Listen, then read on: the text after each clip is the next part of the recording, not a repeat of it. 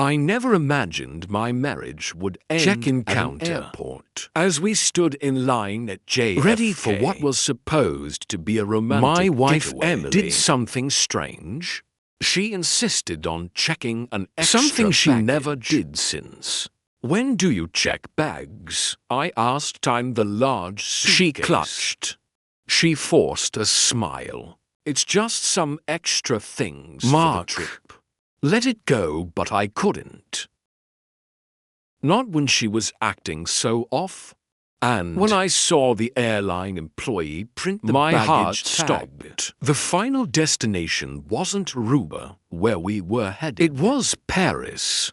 I turned to Emily, my pulse hammering. Why the hell is your bag going to France? She froze, her hand tightening around the handle. That was the moment I knew something was terribly wrong. And I was about to find out just how deep her betrayal. Emily and I had been married for 10 years. We weren't perfect, but we had built a life together. A house, careers, and inside jokes. That felt like our own little language. She was beautiful, charming. The kind of woman who could make a crowded room when she walked in. But lately she had changed. She started working guarding her phone like it held state secrets. She smelled different like a cologne I didn't own. And there were the lies tiny at first. But they grew. I had dinner with Sarah. Except Sarah posted a solo meal on Instagram. My phone died, that's why I didn't answer. Except the battery was at 80%. When I checked, I knew something was wrong. I just didn't know how bad it was. As Emily argued with the airline about baggage fees, I noticed her phone half tucked in her pocket. Normally she never let me near it. But now distracted and flustered, she had let her guard down. I took a risk. I grabbed it. Mark, what are you doing? She snapped, reaching for it. But I was faster. My thumb swiped up, unlocking it in one motion. And then I saw everything. Messages. Dozens of them. Can't wait to finally be together in Paris. I booked the sweet baby. Just one more day until we're free. My stomach dropped. She wasn't packing extra luggage. She was packing her escape plan. And I was the idiot funding it. I took a deep breath. My heart pounded, but my mind was razor sharp. She thought she was playing me. Number. Not today. Instead of confronting I played along. I handed the phone back, feigning ignorance. Nothing. Just checking the time. She exhaled, relieved. Let's just get through this, okay? Oh, we would. But on my terms. I pulled out my own phone and did two things. First, I forwarded her messages to my email. Second, I texted my lawyer.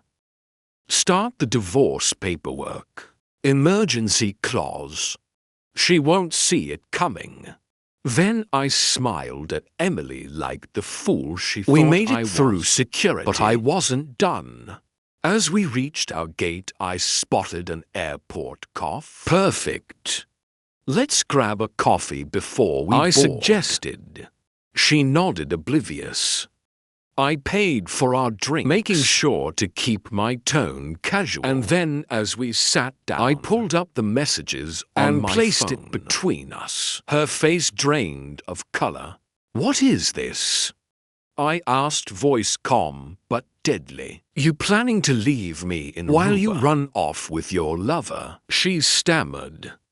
Mark, I can explain. Explain? I laughed coldly.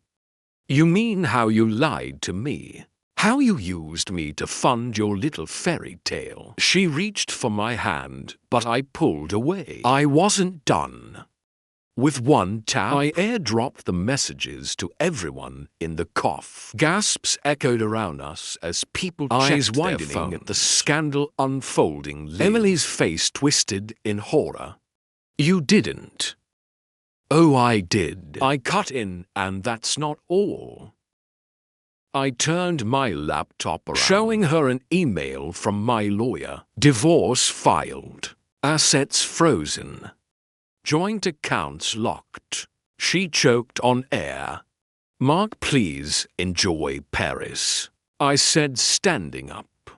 I hear it's beautiful this time of year. And with that I walked away, leaving her to drown in the wreckage of her own life. Emily lost everything. Her lover. He ghosted her the second he realized she had no money. Her reputation shredded, especially after the messages leaked. Her dream trip to Paris cancelled. Meanwhile, I thrived. Filed for divorce. Got the house. Moved on, and I made sure she knew it. A month later she called, voice shaky. Mark, can we talk? I let the silence stretch before voice replying, full of satisfaction. Number Emily. We're done. Cheaters always think they're the smartest in the room, but they forget one thing. Lies always have an expiration date. What do you think? Was this revenge justified? Drop your thoughts in the comments. And if you want more real-life TOMA hit like stories and subscribe. You won't want to miss what's coming next.